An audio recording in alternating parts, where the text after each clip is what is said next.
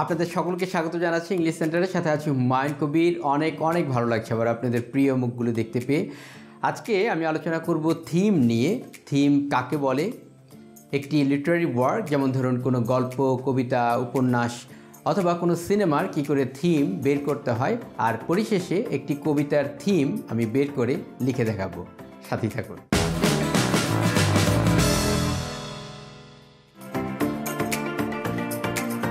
What is a theme? Theme কাকে বলে? চলুন দেখি উইকিপিডিয়া এ সম্পর্কে কী বলে। Theme is an idea or point that is central to a story which can often be summed into a single word, e.g. love, death, betrayal. অর্থাৎ theme হচ্ছে একটি গল্পের মূল কথা বা সেন্ট্রাল আইডিয়া, মানে মূল কথা। আর এটাকে মাঝে মাঝে একটি সিঙ্গেল ওয়ার্ড দিয়েও প্রকাশ করা যেতে পারে।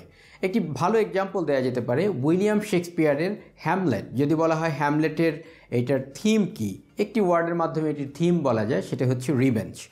তবে যদিও কথাটি উইকিপিডিয়াতে এসছে, তথাপিও এই কথাটি একটু বিতর্কিত। কোনো স্কলাররা মনে করেন একটি ওয়ার্ডের মাধ্যমে টপিক বলা যায়, কিন্তু থিম বলা যায় না। থিম বলতে হয় একটি সেন্টেন্সের মাধ্যমে। এটার একটি ভালো এক্সাম্পল দেওয়া যেতে পারে, যেমন ধরুন বাংলা সিনেমাগুলো যে হয়, বাংলা সিনেমাগুলোর ম্যাক্সিমাম আপনার গল্পের টপিক থাকে লাভ, কিন্তু লাভ টপিক দিয়ে সবগুলোতে কিন্তু একই রকম পরিণতি দেখানো হয় না। কোনোটাতে দেখানো হয় লাভ দিয়ে সেটা কি পরিমাণ কনস্ট্রাকটিভ কাজ করছে, আবার কোনোটাতে দেখানো হয় লাভ আসলে কি পরিমাণ ডিস্ট্রাকটিভ কাজ করছে। সুতরাং একটা থিম এক এক রকমের হয়। এবার চলুন আমরা আরেকটি ওয়েবসাইট থেকে দেখার চেষ্টা করি। লিটারারি ডিভাইসেস এই ওয়েবসাইটটি থিমের সংজ্ঞা দিচ্ছে এভাবে করে: theme is defined as a main idea or an underlying meaning of a literary work which may be stated directly or indirectly. এখানেও একই রকম কথা বলা হচ্ছে। থিম হচ্ছে মেইন আইডিয়া অর্থাৎ মূল কথা, আর এর সাথে বলা হচ্ছে অথবা এটা আন্ডারলাইন মিনিং হতে পারে। আন্ডারলাইন মিনিং মানে প্রকাশ্যে বলছে না, কিন্তু এটার অন্তরালে এই কথাটাই বলতে যাচ্ছে, আর সেটা ডিরেক্টলিও বলতে পারে, ইনডিরেক্টলিও বলতে পারে। লিটারেচার স্টুডেন্টদের জন্য আরেকটি বিশ্বস্ত ওয়েবসাইট, সেটি হচ্ছে ক্লিপস নোট। চলুন দেখা যাক ক্লিপস নোট কি বলে। The theme of a story is what the author is trying to convey. In other words, the central idea of the story. Short stories have often just one theme, whereas novels usually have multiple themes. এখানে বলা হচ্ছে theme হচ্ছে writer যা বলতে চান, অন্য কথায় main idea, অর্থাৎ মেইন আইডিয়ার তিনটা সংজ্ঞাতেই আসলো। আরেকটি কথা এখানে বলা হচ্ছে, সেটি হচ্ছে শর্ট স্টোরিসে সাধারণত একটি থিম থাকে, আর উপন্যাসে অনেক সময় দেখা যায় মাল্টিপল থিম থাকে, অর্থাৎ অনেকগুলো থিম থাকতে পারে। অর্থাৎ আমরা যদি সাম আপ করি তাহলে আমরা এটা বলতে পারি থিম হচ্ছে মূল কথা, যে কথাটা রাইটার আসলে যে মেসেজটা দিতে চাচ্ছেন সেটাই হচ্ছে থিম। এবার চলুন আমরা কিছু উদাহরণ দেখি, তাহলে থিমটাকে আমরা আরও ভালো করে বুঝতে পারবো। আপনাদের মোটামুটি সবারই 3 ইডিয়টস মুভিটা দেখা আছে।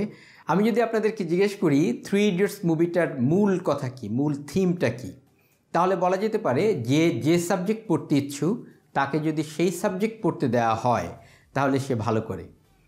এটার আরেকটা থিম করা যেতে পারে, এখানে একটি নিবিড়, একটি হেলথি ফ্রেন্ডশিপ দেখানো হয়েছে, সুতরাং ফ্রেন্ডশিপ এটাও একটা থিম হতে পারে। তাহলে প্রথমটাতে কিন্তু আমরা একটি বাক্য বললাম, অর্থাৎ যে সাবজেক্ট পড়তে ইচ্ছুক তাকে যদি সেই সাবজেক্ট পড়তে দেওয়া হয় তাহলে সে ভালো করে, এটা একটি সেন্টেন্স। আর পরের থিমটা আমরা বলতে পারি হেলথি ফ্রেন্ডশিপ, অর্থাৎ এখানে ফ্রেন্ডশিপ এটাই আমাদের থিম হতে পারে, মানে একটি ওয়ার্ড দিয়েও এই থিমটাকে বর্ণনা করা যায়। আপনাদের নিশ্চয়ই রবীন্দ্রনাথ ঠাকুরের সোনার তরী কবিতাটি মনে আছে।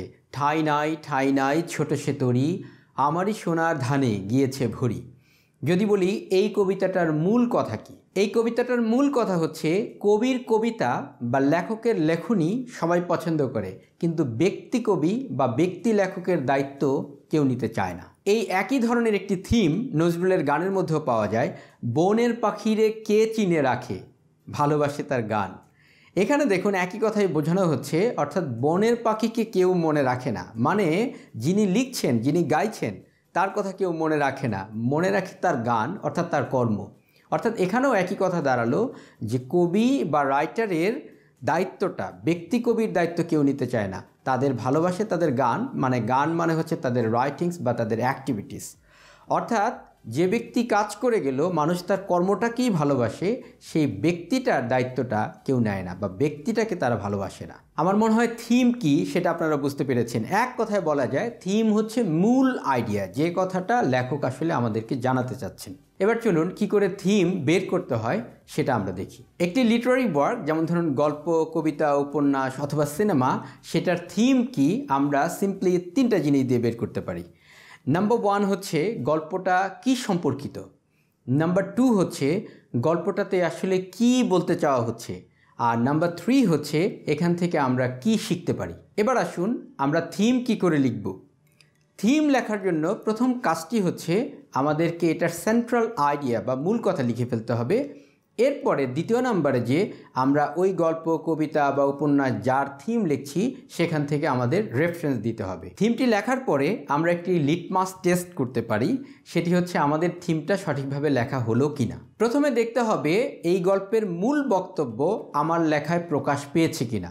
দ্বিতীয়ত যে বিষয়টি দেখতে হবে সেটি হচ্ছে প্লট, স্টোরি অথবা ক্যারেক্টারের মাধ্যমে আমি যে জিনিসটা বলেছি সেই জিনিসটা প্রকাশ পেয়েছিল কিনা।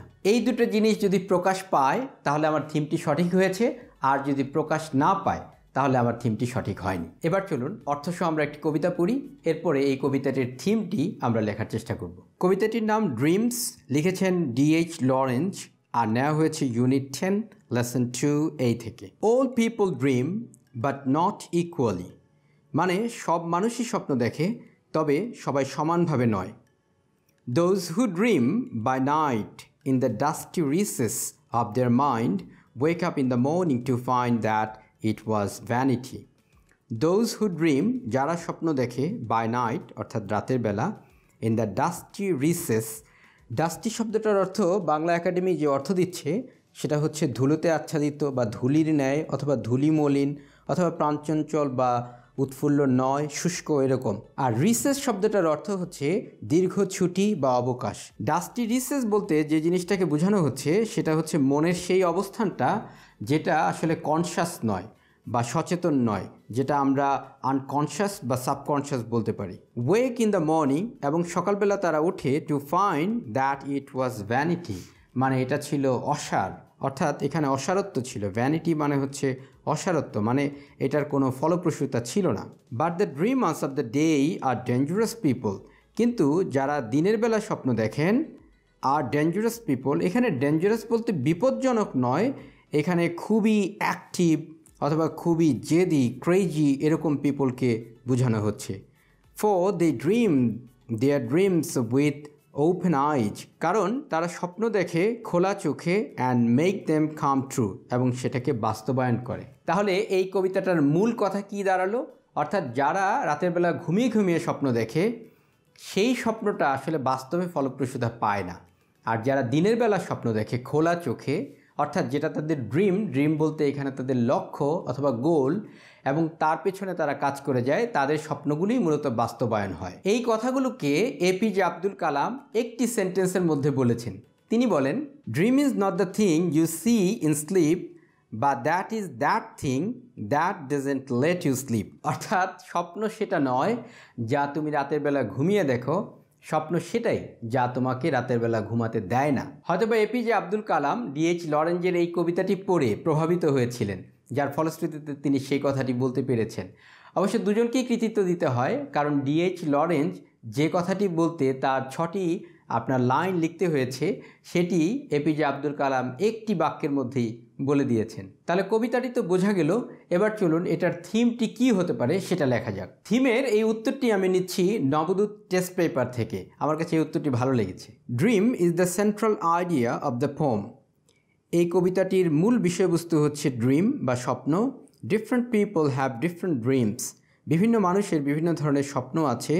Those people who dream unconsciously ও subconsciously cannot make their dream true, but those who dream consciously can make their dream fruitful.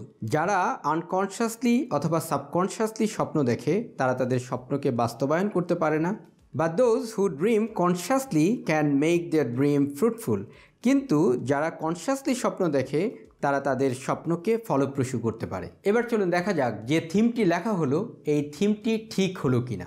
Litmus টেস্টের প্রথম যে ধাপ সেটি হচ্ছে দেখতে হবে এর মূল বক্তব্য এখানে প্রকাশ পেয়েছে কিনা। এখানে প্রথমে বলা হয়েছে dream is the central idea of the poem, অর্থাৎ স্বপ্ন হচ্ছে এই কবিতাটির মূল বিষয়বস্তু। অর্থাৎ প্রথম ধাপটাতে সে পাস করলো। আর দ্বিতীয় যে ধাপ সেটা হচ্ছে আমাদের কবিতা থেকে এখন এভিডেন্স দিতে হবে যে কবি আসলে সে কথাগুলো বলেছেন কিনা, অর্থাৎ রেফারেন্স দিতে হবে। এখানে বলা হয়েছে যারা সাবকনশিয়াসলি অথবা আনকনশিয়াসলি স্বপ্ন দেখে তারা তাদের স্বপ্নকে বাস্তবায়ন করতে পারে না, কিন্তু যারা কনশিয়াসলি স্বপ্ন দেখে তারাই কেবল স্বপ্নকে বাস্তবায়ন করতে পারে। আসলে এক্স্যাক্টলি এই কথাগুলোকেই ভিন্ন ওয়ার্ড দিয়ে কবি বলেছেন আর এখানে ভিন্নভাবে বলা হলো, অর্থাৎ দ্বিতীয় ধাপটাতেও এটা উত্তীর্ণ হলো। তাহলে এভাবে করেই আমরা একটি সার্থক থিম লিখতে পারি। আমি যেসব ওয়েবসাইট থেকে সহযোগিতা নিয়েছি তাদের প্রত্যেকের লিঙ্ক আমি ডেসক্রিপশনে দিয়ে দিব। আপনার ইচ্ছা করলে সেখান থেকে আরও বিস্তারিত পড়তে পারেন। সেখানে আরও কিছু কথা, আরও ডিটেইল লেখা আছে। অনেকগুলো কথা আমি আসলে এখানে আলোচনা করিনি। আমি আশা করি এই আলোচনাটি আপনাদের ভালো লেগেছে।